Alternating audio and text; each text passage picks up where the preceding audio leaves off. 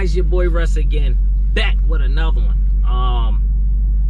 Let's talk about it, guys. I didn't do this. I'm actually like a few months late as far as my 1 year ownership of my 2020 wide body Charger Hellcat. How do I feel? Let's talk about it. How do I feel? I'm gonna start out by saying this. Do I regret the buy?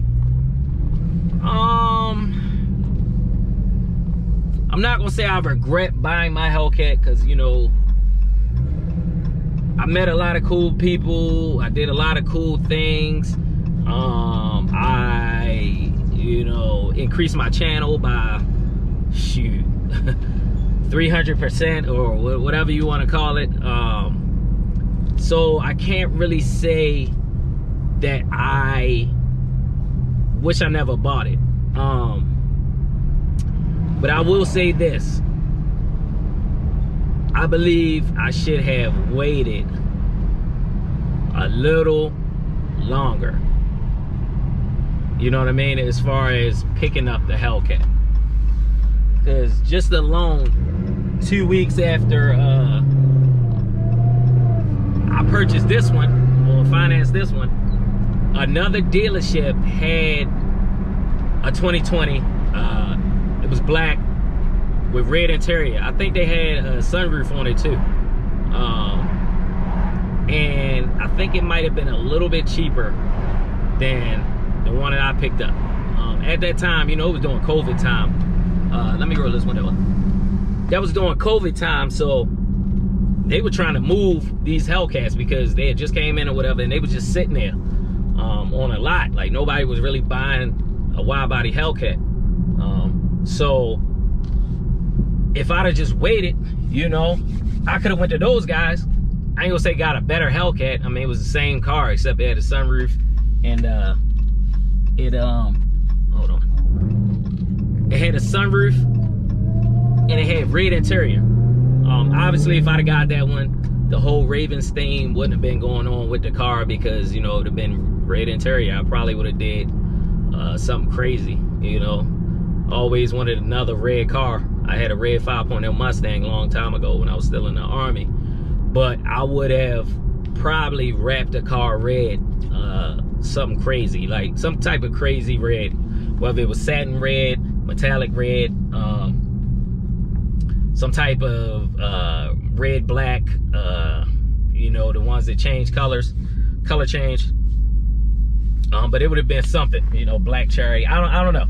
I would have did some type of red on the car if I would have had the one with the red interior. So it's like, it goes to show you guys, like, if you just be a little patient, you may actually end up with something better. But like I said, I don't regret buying my car, because through this year and 25,000 miles, I've enjoyed it. There's a couple of things I wish I would have done differently when it came to modifying the car, though. I wish I had, like I told you guys in that one video, I wish I had a full, you know, PPF on the hood, you know, just to protect the hood. I wish I would have tried to get air suspension. I had my kit that I had on my Scat, but I sold that kit because I didn't want to give up my adaptive suspension. I wanted air bags instead of air struts. But you know, that's something that I didn't want to do, because, you know, that's about $4,000 for the kit, probably another $1,000, $1,500 for somebody to install. So I was like, that's a lot of money to just, you know, put in one thing, which is air suspension. But in accumulation of all the things that I've done to the car, hold on, where am I going? All right, I'm in the right lane. All the things I've done to the car, I probably spent, you know, that amount or more on the car, as far as, you know, ceramic coat, the clear bra, the tints, the mats, the exhaust, you know, the lighting. What else I get done? Tints, exhaust, the lighting, the H&R springs. Like, I did a lot of things to the car that easily would eclipse what just air suspension would have been. You know, some people, they go straight to it. Like, they buy the car, first thing they do is air suspension. They ain't got no wheels, they ain't got nothing. They just air suspension. Look at me, I'm on bags. Cool, that's cool. Do how you do, move how you move. That's not how I wanted to move. I wanted to protect the car first with the ceramic coat and the clear bra. And then I wanted to focus on a little bit of the aesthetics, you know, to make it sound good, look good, whatever. So that's the route I chose. Like I said, I am running into issues, and I know some people be asking me, whether it's through messaging or, you know, Instagram or whatever, or comments on this the channel or Instagram messages. Am I scraping? The answer is, of course I am. I done went over many things, speed bumps, you know, high raised driveways and slope driveways, all that. Yes, I do scrape, but the majority of my scraping is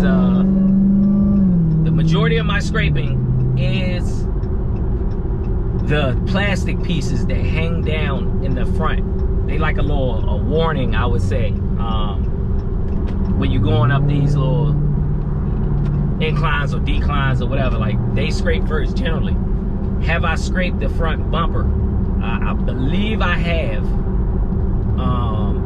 in some places. Is it visible? No, it's not visible. You won't know unless you get up under the car. That's why I'm not in a rush, guys, to get a front splitter, the side skirts, and, you know, the rear diffuser. The rear diffuser is going to come, because that really, the rear doesn't really have too many problems when it comes to scraping, but it's the front and the sides. So I got to be careful. If I do buy some side skirts and I do buy a front splitter, I got to be aware and conscious that it will scrape at this particular time. So I'm almost hesitant to even do anything, because, like, I want the diffuser really bad, but the back of the car is going to look real good, because it's going to look aggressive, you know, with the Wickerbill that I have, the aggressive diffuser, all that. The side is going to look plain Jane, because I ain't got no side skirts, and then the front is going to look, you know, butt naked, because I ain't got no front split on it. So it's like I'm almost hesitant not to buy the diffuser, because I don't want the car to look just aggressive in the back, plain on the side, plain in the front. So I just want to take my time with that. I might be getting air suspension. I don't know yet. Like, I'm heavily debating on whether or not I should pull the trigger on this air suspension, because, like I said, these roads over here in Maryland are terrible. Like, the roads are terrible. They were bad in Washington State, but they are terrible here, especially when you're in the DC area. You know, I go over to DC, you know, that's where I work.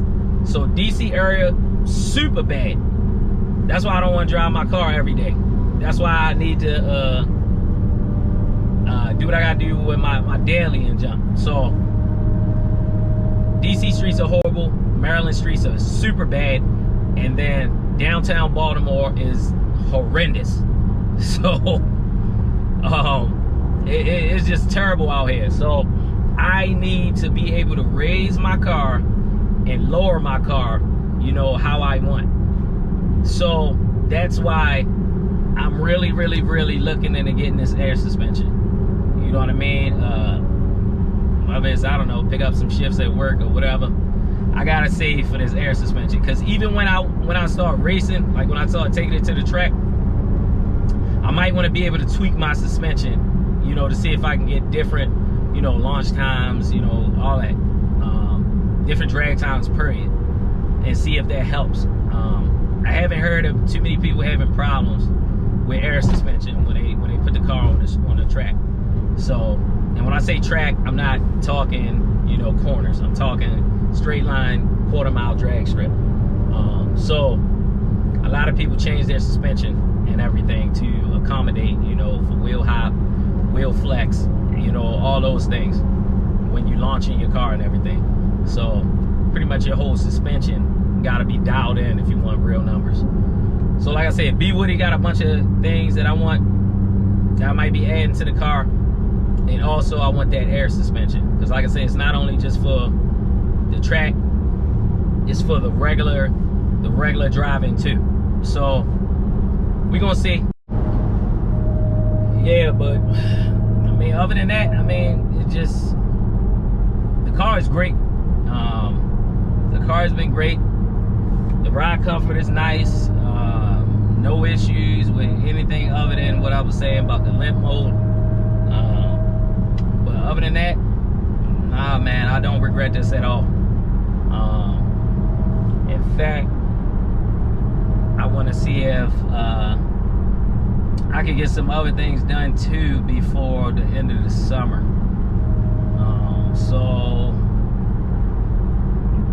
once again, probably gonna have to pick up some shifts or whatever to be able to get some things done. And I gotta get these lights fixed on this car, man.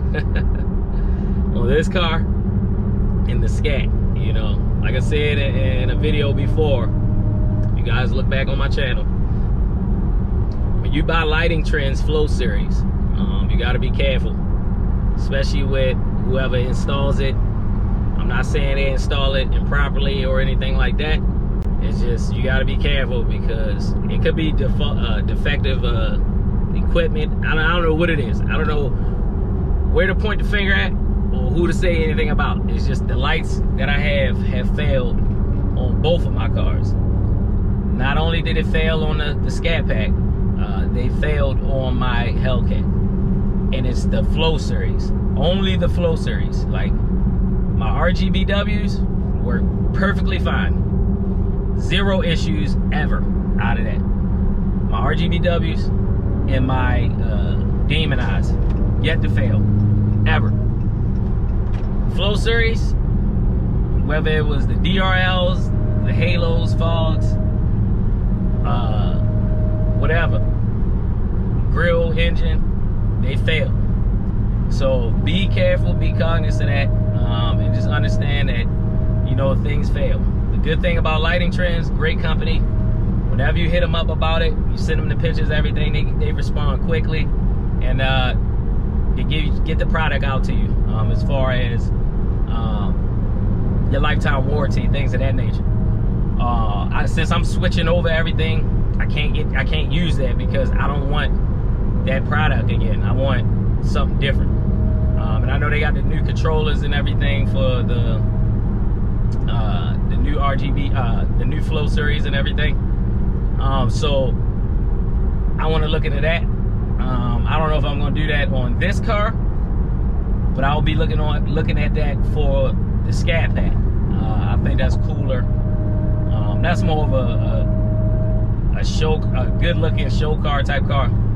This one is more of the speed and just the, I don't know, the cool factor if you just want to pull up or something. So that's why I'm putting the lights on here, is just for when I'm pulling up to little car meets or whatever. It's not for, pretty much it's not for like car shows or nothing like that. I'm not really putting this car in shows. I do pull up, I may enter in whatever they got going on, but this is not a show car really, because I don't have anything done to the car, to me, that's show worthy. You get what I'm saying? It just, it looks decent and it sound good and stuff like that. It's not really anything where I'm like, oh, you see his engine bay, or you see the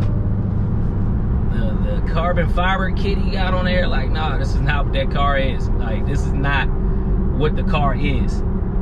Well, that is not what this car is. This car is a Hellcat. I wanted to go fast, and I wanted it to look decent. That's about it. So I care more about the performance, which I'll be doing here soon, than the actual appearance. The Scat, that's an appearance car. It's not fast. It's decent. 485 is decent. I don't want none of my Scatpack people to get offended. 485 is decent. And you can do some bolt-ons and all that, get 500 horsepower out of that car. That's good. You know what I mean? But comparative to a Hellcat a fucking 10-speed Mustang that's got some bolt-ons and all that,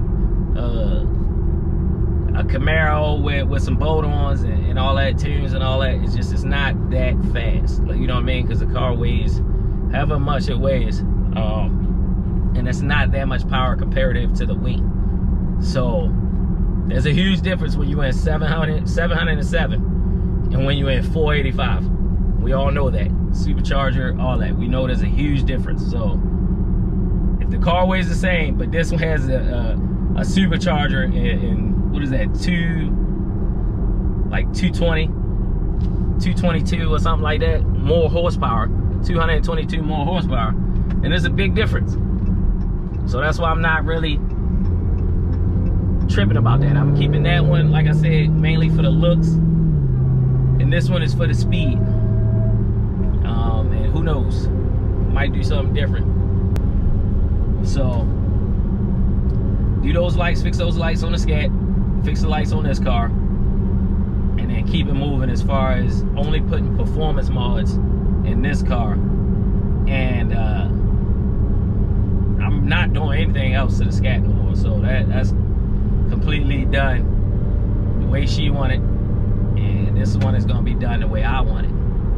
So we're gonna take it day by day and see where we go. But like I said, this is my little review of the car. The car is great. You want a Hellcat, get a Hellcat. I suggest getting a wide body over a narrow body, because what you're gonna end up doing, you're gonna get a narrow body, then you're gonna look at all the wide bodies and you're like, oh, I want that. Now if you want, you can go that route and just add the wide body kit. You know, the kit probably run you like $4,000.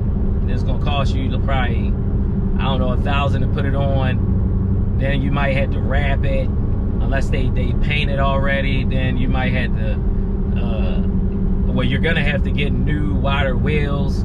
I mean, it'll start adding up.